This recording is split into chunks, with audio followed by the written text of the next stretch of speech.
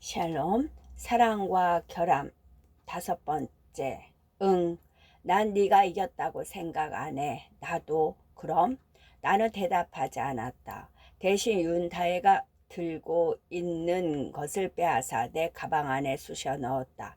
야, 귀한 건데. 윤다혜는 그렇게만 말하고 내게서 담배를 다시 가져가지 않았다. 그렇게 우리는 헤어졌다. 집에 가는 도중에 미정에게서 문자가 왔다. 장문의 문자였다. 나는 그 문자를 읽은 뒤 그냥 삭제해 버렸다. 조금 후회했지만 이윽고 후회 따윈 하지 않는 채로 삶을 새롭게 시작해야겠다고 다짐했다. 집에 도착하니 엄마가 아기 옷들을 정리하고 있었다. 이모들에게서 받았어. 네가 입었던 옷을 물려줬는데 그걸 다시 받았어. 엄마는 묻지도 않았는데 말했다. 나는 그런 엄마가 구질구질하다고 생각했다. 빛이 엄마의 얼굴을 반쯤 비추고 있었다. 몹시 따뜻한 오후였다. 문득 더 이상 덥지 않은 날씨를 실감했다. 여름이 지나고 있었다. 나는 가을이 되어도 겨울이 되어도 학교에 나갈 것이고 학교는 그러려고 있는 곳이라는 생각이 들 만큼 나에게 언제나 냉정하겠지. 동생이 태어나면 조금 달라질까? 그럴 리 없다고 생각했다. 그리고 엄마에게 말했다. 엄마, 나는 여기서 아주 멀리 떨어진 고등학교에 갈 거예요. 그러자 엄마가 대답했다. 그건 차차 생각해 보자꾸나. 나는 엄마의 조금 부른 배를 보며 이번만큼은 이들이 절대로 내 삶의 결정권자가 되지 않도록 할 것이라고 다짐했다. 그 얼굴을 마주하고 고등학교 졸업을 앞두고 있었지만 난 늘 그렇듯 무망했다. 언젠가 죽음을 앞둔 할머니가 손주들을 조르르 세워두고 얘기한 적이 있었다. 얘들아, 무망한 게 제일로 무섭다. 할머니는 침대에 묶인 채로 그런 말을 했다. 나는 그 얘기를 듣고 몹시 놀랐다. 그럼 할머니는 기어코 무엇을 열망하면서 평생을 살아왔단 말인가. PC방 컴퓨터로 싸이월드에 접속한 뒤 주위를 둘러보고 조심스럽게 담배를 꺼내 피웠다. 키보드에 재가 떨어지는 게 신경 쓰였지만 신경 쓰이지 않는 척했다. 그것이 중요했다. 내가 내보이는 모든 모양새에 무심함이 묻어나야 한다. 그게 어른들의 세계에 잠입하는 방식이다. 출석 일수를 채우고서는 더 이상 학교에 나가지 않았다. 딱히 갈 이유가 없는 데다가 어차피 나를 포함한 대부분의 학생들이 그런 식이었다. 수능은 보지 않았고 그것에 대해서 담임도 나에게 별 계도를 하지 않았다. 내가 그저 그런 사고는 치지 않으나 결코 바뀌지 않을 학생임을 알아본 것이다. 나는 사감에게 기숙사를 퇴소하겠다고 말하고는 서둘러서 짐을 챙겨 나왔다. 그렇게 나온 지 열흘 째였다. 엄마와 아빠에게서 번갈아 가며 여러 통의 전화가 걸려왔지만 받지 않았다. 찾지 말라는 문자만 남겨둔 채로 어차피 고등학교 입학한 뒤 엄마는 나를 절반쯤 포기했고 몇 시에 들어오건 상관하지 않았다. 아마 집으로 들어가면 아빠는 어떻게든 일을 주선해 줄 것이고 나는 하고 싶지 않은 일을 하며 엄마에게 일정 금액의 돈을 내어주게 될 것이다. 그리고 퇴근 후에는 자연스럽게 동생을 돌보게 되겠지. 부모는 그것을 내게 순리라고 표현했다. 이혁주의 편지가 와 있었다. 나 지금 컴퓨터실 학교 지겹다. 나는 얼른 답장을 보냈다. 나도. 근데 너 어디 살아? 이혁주가 말했다. 나 아직 옥년동 올래? 나는 담배를 비벼 끄며 망설이다가 답장을 보냈다. 생각해 볼게. 그러자 이혁주가 자기 휴대폰 번호를 알려주었다. 문자해. 이혁주는 나를 잘 기억하지 못했다. 내가 미니 홈피 앨범에 올려둔 단 몇 장의 사진만 보고 내게 관심이 생긴 것 같았다. 그러나 나는 이혁주를 똑똑히 기억하고 있었다. 수시로 여자애들의 어깨에 손을 올리고는 은근슬쩍 나는 이혁주의 미니 홈피에 들어가서 한참 동안 사진을 구경했다. 익숙한 얼굴들이 보였다. 그 중에 단연코 눈에 띄는 아이는 미정이었다. 물결 버물한 새까만 머리와 그와 대비하는 하얀 얼굴을 한 미정이, 나는 이전과 다를 것 없는 미정의 모습에 조금 실망했다.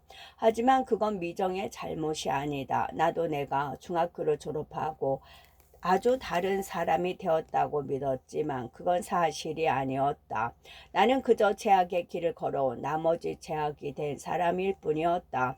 나는 이혁주의 미니 홈피에서 미정이 단 댓글을 찾아 미정의 홈피의 파도를 타고 들어갔다. 미정의 미니 홈피에서는 내가 가장 유치하다고 생각하는 발라드 노래가 배경으로 흘러나왔다. 생각하는 발라드 노래가 배경으로 흘러나왔다. 미정의 미나미는 한 손을 허리에 짚고 화려한 원피스를 입은 채 선글라스를 끼고 있었다. 도토리 좀 썼네. 그런 생각을 하며 할머니가 호흡기를 단 후로 엄마는 주말마다 한 번씩 나를 할머니에게로 데려갔다. 그리고 자꾸 인사를 하라고 했다. 나는 도대체 우리가 무슨 인사를 해야 하는지 알 수 없었다. 누군가의 생이 끝나 버릴 뿐인 생리현상을 그와의 영원한 작별로 편리하게 의미화 버리는 어른들의 태도가 우스웠다. 끝이라는 것이 그렇게 간단하게 정해진다면 우리는 진작 고통받는 일 없이 살고 있을 텐데. 그래서 엄마가 화장실에 갈 때마다 몰래 할머니에게 내 속마음을 털어놓곤 했다. 전혀 작별하지 않을 것처럼. 그런데 그것 또한 나름대로 꽤나 모순적인 태도였는데, 나는 할머니가 결코 호흡기를 떼지 못할 걸 알면서 모든 것을 짓거렸기 때문이다. 할머니, 나는 있죠. 무망도 열망이라고 생각해요. 그런데 왜 살고 죽는 건 마음대로 안 되죠? 살고 싶어요? 죽고 싶어요? 나는 어제는 죽고 싶었고 오늘 할머니를 보고 살고 싶어졌어요. 그러면 할머니는 눈을 크게 뜨고 나를 바라보았다. 말라서 붉어진 광대가 안쓰럽게 느껴졌다. 어떤 날을 울기도 했다. 화장실에서 나온 엄마는 내가 우는 걸 보고 나를 안아주었다. 그러면 나는 흐느끼며 말했다. 할머니는 내 자랑이야. 그건 진심이었다. 현수 언니에게서 편지가 왔다. 희조야 어디? 나 이 앞에 PC방. 현수 언니가 나오라고 했다. 이제 슬슬 출근해야지. 오리가 저녁 사준대. 오리가? 응, 걔 나 좋아하잖아. 나는 알았다고 말한 후 컴퓨터를 껐다. 내 옆자리에 거칠게 키보드를 내리쳤다. 며칠째 보는 남자였다. 현수 언니와 나는 오리가 사주는 저녁을 먹고 함께 출근했다.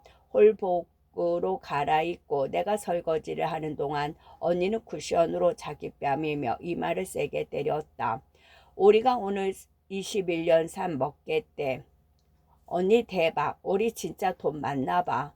그러자 현수 언니는 듣는 사람도 없는데 속삭였다. 상속을 엄청 받았대. 자기 입으로 말했어. 나는 고개를 끄덕이고 투명한 유리잔을 조명에 비춰보았다. 왜곡된 얼굴이 스쳐 지나갔다. 상대방이 신중하지 않은 태도로 뱉은 말은 절대로 믿어선 안 된다. 나는 태어난 얼굴로 언니에게 말했다. 나는 언니가 좋아. 나는 신중한 태도로 내 진심을 말했다. 현수 언니는 듣지 못한 것 같았다. 언니는 마지막으로 거울을 보며 양손으로 원피스 끝자락을 잡아내린 두 숨을 들이마셨다. 힘을 주어 홀쭉해진 배로 묵직한 구두 소리를 내며 홀로 나갔다. 할머니는 손해보험사에서 아주 오랫동안 일했고 임원급으로 승진하고 나서 4년을 더 해먹었다. 할머니는 그걸 꼭 해먹었다고 표현했다. 구두를 신고 회사에 출근할 때마다 적진에 향한다는 마음으로 나섰다고 했다. 그래서 나는 누군가의 구두 소리를 좋아한다. 할머니는 당신의 어머니, 그러니까 증조 할머니가 죽을 때까지 기어코 임원직을 유지하며 회사를 다녔다. 왜 그랬어요? 언젠가 내가 묻자 할머니는 명료하게 대답했다. 부조금 받으려고 아주 독했지. 그런데 왜 지금 우리는 이래요? 그 돈을 다 북한 돈에 투자했지 뭐니. 그랬더니 이번에 금강산 폐쇄됐잖아. 나가기 전 나도 다시 한번 온매 무세를 점검했다. 그리고 마지막으로 휴대폰을 확인했다. 아까 전 미정으로부터 온 부고 메시지를 다시 눌러보았다. 누군가의 부고를 받는 일도 처음이었는데 하필이면 그게 미정 엄마의 부고였다. 나는 아직까지도 나와 미정 엄마가 밤새도록 술을 마시며 떠들었던 그날을 선명히 기억하고 있었다. 미정 엄마는 중학생이었던 우리에게 흔쾌히 캔 맥주를 직접 다 주었다. 그때 미정 엄마에게서는 절대로 누군가에게 함부로 휘둘리지 않으려는 결기를 느껴졌고 나는 미정 엄마의 삶을 담고 싶어 했다. 그러니까 내가 누군가를 이용하더라도 그것이 그 누군가에게 절대로 해를 끼치지 않는 삶, 어떤 사건에 휘말리더라도 그 속에서 꼿꼿이 허리를 편 채 눈을 부릅뜨는 삶. 그때 나는 미정 엄마가 그런 삶을 살고 있다고 믿었다. 그런데 삶이라는 게 정말 누군가에게 해가 되지 않는 방식으로 이루어질 수 있는 건가? 귀엽고 해가 되고 많은 것이 삶 아닌가? 나는 현수 언니의 옆에 앉아 바 밑에 있는 진열장에서 잔을 꺼내며 오리에게 인사를 건넸다. 내가 잔에 얼음을 채우자 오리가 술을 따라주었다. 정말 21년 산이었다. 현수 언니 덕분에 인쇄 팁을 받을 수 있게 되었다. 나는 포트 와인과 일반 와인의 차이를 설명하는 오리의 말을 들으며 열심히 고개를 끄덕였지만 속으로 미정 엄마의 장례식이 치러지고 있는 동네까지 갈 택시비를 계산하고 있었다. 영국의 백년 전쟁으로 패배하면서 포르드 와인 수입이 어려워지자 포르투갈 와인을 수입하기 시작하면서 만들어진 게 포트 와인이야. 근데 초창기에 선박 가득 싣고 온 와인을 열어보니 다 식초가 되어버린 거야. 발효된 거지. 그래서 브랜드를 넣어 발효를 막은 게 포트 와인이고 내가 팁을 주자면 마카오 포트 와인이 싸고 질이 좋은데 왜냐하면 식민지였잖아요. 내가 말하자 오리가 나를 가만히 쳐다보았다. 현수 언니가 손으로 내 허벅지를 쓰다듬었다. 그만하라는 뜻이었다. 오리가 포크로 나를 가리키며 제법이라는 듯 고개를 끄덕였다. 그러고는 과일 치즈를 2개 찍어 한 입에 넣은 뒤 지갑에서 10,000원짜리 한 장을 꺼내 나에게 주었다. 맞췄으니까 주는 거야. 나는 덥석 돈을 받고 들뜬 목소리로 오리에게 그런 건 도대체 다 어떻게 하느냐고 물었다. 그러자 오리가 나보고 취향을 가지면 된다고 말했다. 나는 취향이라는 단어를 곱씹으며 술을 크게 한 모금 마셨다. 그런 다음 자리에서 일어났다. 휴게실 겸 화장실 세면대에 술을 뱉는데 의자에 앉아 담배를 피우던 매니저 언니가 나를 불렀다. 희조야. 늘어진 짐을 손등으로 닦고 매니저 언니를 바라보았다. 매니저 언니가 자기 옆자리를 손바닥으로 치며 앉으라고 했다. 내가 자리에 앉자 매니저 언니가 턱으로 바깥을 가리키며 물었다. 우리 또 왔네? 네, 현수 언니 본다고요. 그래서 그랬구나. 뭐가요? 요즘 들어 기고만장한 거. 할 말이 없어 그냥 웃었다. 매니저 언니가 뭐가 웃기냐고 물어보았다. 나는 아무 말도 하지 않고 그저 고개를 저었다. 매니저 언니는 자기가 누군가를 욕할 때 늘 맞장구 쳐주는 사람을 옆에 데리고 다녔다. 매니저 언니의 옆자리 한 번 앉았다 하면 할 일 없이 하는 이야기를 들어주고 담배만 피우면 되었기에 꽤나 편했다. 하지만 현수 언니에 대해서 하는 말만큼은 거들어주고 싶지 않았다. 너도 참 맹해 가지고 가봐. 오늘 마감 잘하고 열쇠는 우표 맘에 알지? 나는 자리에서 일어나 웃음기를 지우고 허리를 꼿꼿이 폈다. 큰 종이컵에 커피를 반 잔만 못한 뒤 문을 열고 나가는데 뒤에서 매니저 언니가 작게 한마디 했다. 하여튼 못생긴 것들끼리. 나는 못 들은 척하고 바깥으로 나와 문을 닫으며 중얼거렸다. 그런 다음 다시 오리의 앞자리에 앉았다. 술을 한 모금 머금고 커피를 마시는 척 종이컵에 술을 뱉었다. 그렇게 한두 번 하니 술잔이 금세 비었다. 오리가 한 손으로 술을 따라주었다. 다른 한 손으로는 현수 언니의 손을 잡고 있었다. 현수 언니와 함께 일한 지 1년이 다 되어 갔다. 그 사이 할머니는 죽었고 나는 발인 다음 날까지 일을 했다. 그래서 그때는 마치 사는 것과 슬픔이 별개의 문제라고 여겨졌다. 슬퍼할 장소와 웃어야 할 장소가 명확하게 나누어져 있었으니까 나는 할머니가 죽기 전 병원에 갈 때마다 내가 가진 비밀을 속삭였는데 그때는 그것이 마치 내게 주어진 유일한 놀이처럼 여겨졌다. 그런데 엄밀히 말하자면 어딘지 조금 불쾌한 느낌이 드는 내밀한 놀이. 그러나 나는 대부분 할머니에게 사랑을 속삭였고 내가 가진 마음가짐이 어느 정도는 할머니로부터 이어받은 것인지 설명했다. 그건 나의 어떤 자긍심 같은 것이었는데 어느 날은 이 세계에 믿을 수 없는 아기에 완전히 굴복한 상태로 할머니에게 고백했다. 할머니, 저는 자주 지명하던 사람인데 다감한 사람이었어요. 그런데 그 이후로 다시는 오지 않네요. 할머니는 정정할 때 언제나 나에게 함부로 다리를 벌리지 말라고 했다. 그것이 내 삶을 완전히 망쳐놓은 거라면서 나는 그 말이 너무도 망측하게 들려 무시하기 일쑤였다.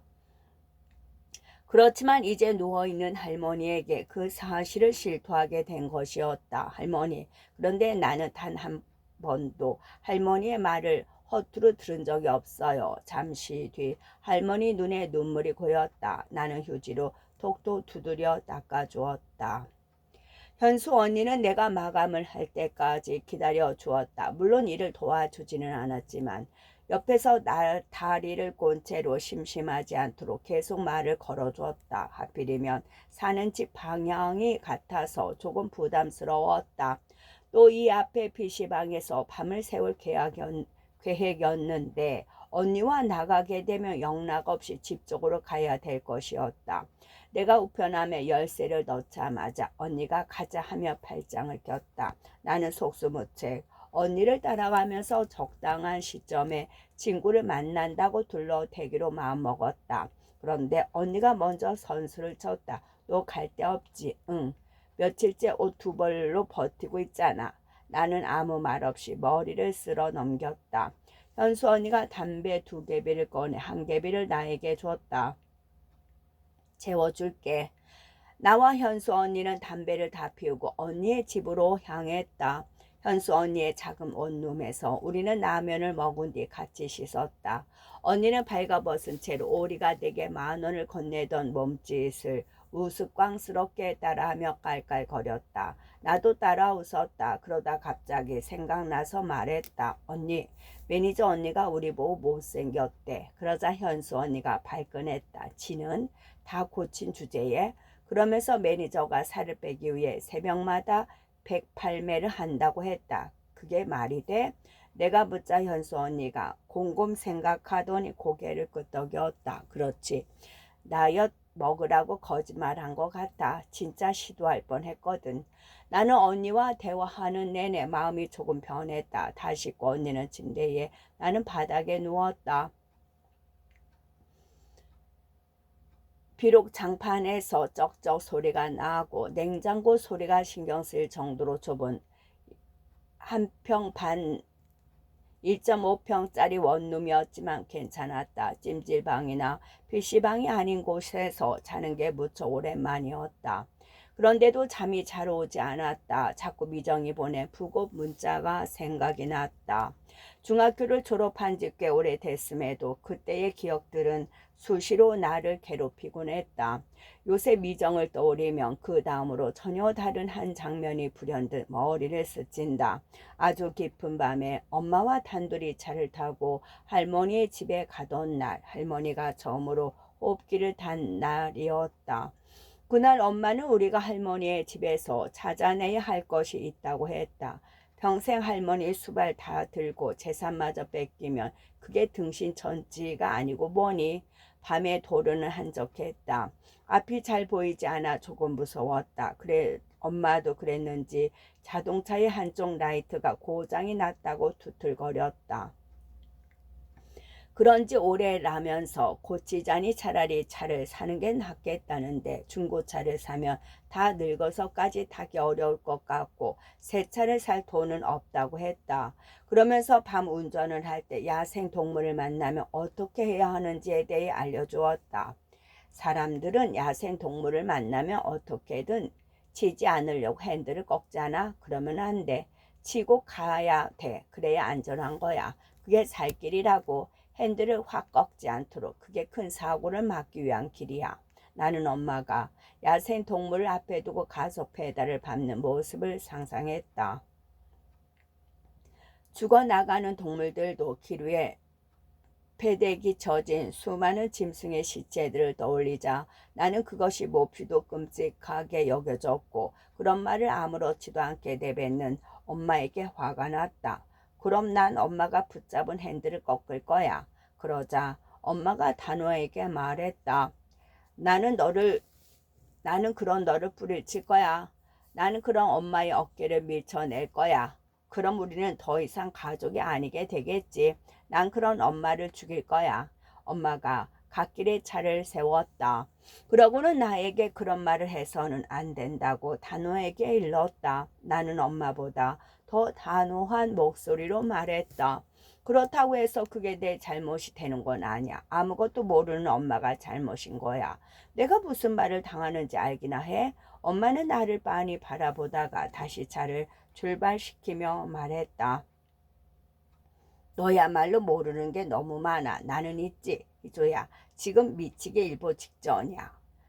내가 겪어왔던 일련의 사건들에 대해 아무 말도 하지 않았던 것처럼 엄마도 당신이 겪은 일련의 사건에 대해 이런 방구도 하지 않았다. 나는 그게 문제라고 생각했다. 빤히 보이는데 보이지 않는 척하는 거, 서로가 떠하는 일들에 지쳐 상대의 상처에는 그저 눈을 감아버리는 태도, 우리가 그런데도 서로를 친밀한 사이라고 정의 내릴 수 있는 것인가.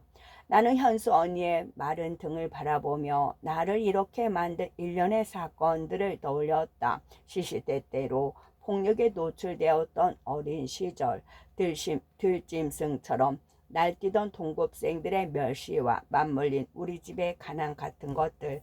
그런데 나는 이상하게 이제 와서는 그 모든 것이 아무것도 아닌 것처럼 여겨졌다. 오리를 보면 나를 붙잡고 킬킬거리는 웃음이 떠올랐고 매니저 언니를 보면 온갖 수모를 당하고 자기 입지를 선점하고자 부단히 애를 쓰던 윤다혜의 저절함이 떠올랐다. 매니저 언니에게 지킬까봐 일부러 내게 말을 걸지 않는 막내들을 보면 따돌림 당하는 게 두려워 나를 따돌렸던 영성이나 진아의 얼굴이 생각났다. 그리고 현수 언니는 보면 볼수록 미정을 닮은 사람이었다. 나는 나를 싫어하는 애들보다 나보다 되게 싫어하는 애들을 증오했지만 결국 내가 좋아하는 사람은 전부 나처럼 되게 싫어하는 사람뿐이었다. 언니 나 만만하지? 현수 언니가 몸을 뒤척이면서 여전히 벽을 본 상태로 대답했다. 아니 솔직히 만만해. 왜? 다 보이거든. 뭐가? 내가 널 싫어하는 게. 그러면서 현수 언니는 나를 돌아보았다. 그리고 말했다. 그러니까 구라라도 좀 치란 말이야. 널 보면 여기가 꽉 막혀. 그래서 가끔은 진짜 미워 죽겠어. 언니가 가슴팍을 쳤다. 나는 고개를 끄덕였다. 언니가 한숨을 푹 쉬더니 자리에서 일어났다. 산책이나 가자. 그러더니 나를 밖으로 데려갔다. 편의점과 놀이터를 지나 아파트 단지 사이를 한참이나 걸어갔다. 곧 붉은 벽돌에 미정이 엉망인 빌라 한 채가 나왔다. 붉은 벽돌에 미장이 엉망인 빌라 한 채가 나왔다. 언니는 검지로 2층의 한 집을 가리켰다. 불이 환하게 커져 있었다. 저기가 어딘지 알아? 어디야? 매니저 집. 어떻게 알았어? 내가 묻자 언니는 어깨를 으쓱했다. 그러고는 곧바로 돌을 주어 힘차게 2층으로 던졌다. 창문은 너무도 쉽게 깨졌다. 나와 언니는 소리가 나자마자 등을 돌려 내달렸다. 한참을 달린 뒤 언니가 숨을 헐떡인 채로 예쁘게 웃으며 말했다. 나 지금 너한테 보여주는 거야. 어떻게 살아야 되는지. 나는 그것이 너무도 이상하다고 생각했다. 왜 사람들은 자꾸 자기가 사는 방법을 알려주려고 드는 걸까? 마치 내가 잘못 살고 있다고 생각하는 것처럼. 오랜만에 만난 이혁주는 키가 훨씬 더 커져 있었다. 꽤나 신경을 쓴 차림이었다. 졸업한 중학교 운동장에서 만난 우리는 천천히 동네 한 바퀴를 돌았다. 나는 이혁주를 만나서 미정의 근황에 대해 물어보고 싶었다. 미정 엄마가 어떻게 됐는지까지도. 사실 마음 깊은 곳에는 내가 잘 살고 있다는 사실 은근히 뽐내고자 하는 욕구도 있었다. 나는 결단코 그때의 내가 아니며 스스로 그렇게 생각하지 않음에도 불구하고 나름대로 내 삶을 잘 꾸려가고 있고 누구도 침범할 수 없는 나만의 세계를 만들었다는 걸 보여주고 싶었다. 둘 다 중학교 시절의 이야기는 거의 하지 않았다. 특히 이혁주가 그 시절에 대해 이야기하기를 필사적으로 피하려는 것이 느껴졌다. 그러다 보니 어색한 침묵이 자주 감돌았다. 단둘이 동네를 함께 걷는데도 이혁주가 나를 쪽팔려 하지 않는다는 게 신기하게 느껴졌다. 이혁주는 내년에 진학하게 될 학과의 보수적인 전통에 대한 불만을 토로했다. 머리도 짧게 깎아야 하고 신입생은 미팅도 금지된다고 했다. 그냥 하면 안 돼? 내가 묻자 이혁주는 나를 보며 살짝 웃더니 말했다. 까라면 까야지. 군대도 똑같을 텐데. 한참 동네를 들고 나니 딱히 할 게 없었다. 그래서 다시 PC 방으로 들어가려고 하는데 이혁주가 나를 붙잡았다. 얘기 좀 더 하다가 어디에서 내가 무척 곰곰이 생각하던 이혁주가 자신의 아지트가 있다고 했다. 나는 군말 없이 이혁주를 따라갔다. 익숙한 길목을 지나 아파트 단지로 들어선 뒤 나는 이곳이 아주 낯익었다는 것을 깨달았다. 어린 시절 내내 내가 살던 곳, 내가 어릴 때 놀이터에 수로를 만들기 위해 하염없이 물을 풀어왔던 그 작은 인공 연못이었다. 나는 이 연못을 아주 신성하게 여기곤 했었다. 어쩐지 조금 들뜬 기분이 되어 정자 위로 올라가 연못을 유심히 살펴보았다. 맑고 깨끗하던 그 연못은 지금 녹조로 뒤덮인 재였고 물고기 한 마리 살지 않았다. 조금 의아한 기분이 들어 연못으로 가까이 다가갔다. 암록새 물 위로 내 얼굴이 비쳐 보였다. 이상해. 내가 중얼거리자 이혁주가 물었다. 뭐가? 정말 깨끗한 물이었는데 비단 잉어도 있었고 이 아파트 너무 오래돼서 요즘은 관리도 잘 안 하나 보더라고. 집값도 떨어지고. 왜? 사람이 자꾸 죽어서. 속삭이든 말하든 이혁주의 숨결이 귀를 간지럽혔다. 불현듯 이혁주가 이미 다 큰 성인처럼 느껴졌다. 나는 어쩐지 내가 그 시절 그 깨끗했던 연못에 먹다만 아이스크림을 버린 이후로 연못이 완전히 맛이 가버렸다는 생각을 지울 수가 없었다. 참으로